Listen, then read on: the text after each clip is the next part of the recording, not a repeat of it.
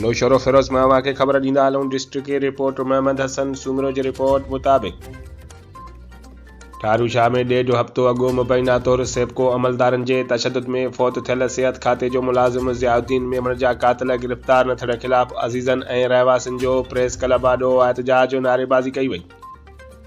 ठारू शाह भरिसां दरबेलो में मुबैना तौर सेबको अमलदारनि असगर गोपांग ऐं गुलाम रसूल रिंद पारां बिजलीअ जो वादू बिल न पियारण तां तशद्दुद करे मारियल सिहत खाते जो मुलाज़िम ज़ियाउद्दीन मेमण जा क़ातिल गिरफ़्तार न थियण ख़िलाफ़ संदन अज़ीज़ अब्दुल गफ़ार मेमण, अनीस मेमण, शहरयार शाहज़ेब मेमण ऐं ॿियनि एहतजाज कंदे चयो त सेबको जे बाअसर मुलाज़िमनि असांजे पुरत खे बिजलीअ जो नाजाइज़ बिल जमा न करण तां सख़्त तशद्दुद जो निशानो बणायो, जंहिं करे हू फ़ौत थी वियो आहे।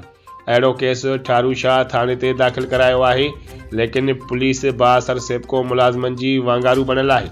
1.5 हफ़्तो गुज़रण बावजूदि गिरफ़्तारी अमल में नाहे आई, जंहिं करे क़ातिल मुलाज़िमनि ख़िलाफ़ का बि कार्रवाई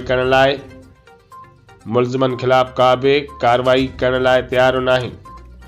हुननि चयो त सेबको मुलाज़िम सरेआम असांखे केस तां हथ खणण लाइ धमकाए रहिया आहिनि। हुननि चयो त फौरी तौर क़ातिलनि खे गिरफ़्तार करे इंसाफ़ कयो वञे। हुननि IG सिंध नौशरो फिरोज़, SP सहाई अज़ीज़ टालपुर खे अपील कई त राशि SHO खे मुअत्तल करे क़ातिलनि खे कानून जे कटहरे में आंदो वञे, न त ॿी सूरत में सख़्त एहतजाज कयो।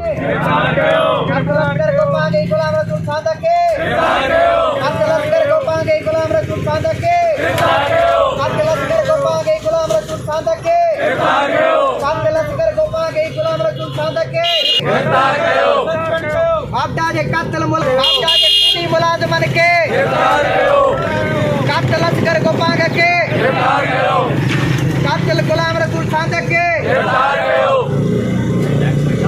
डॉक्टर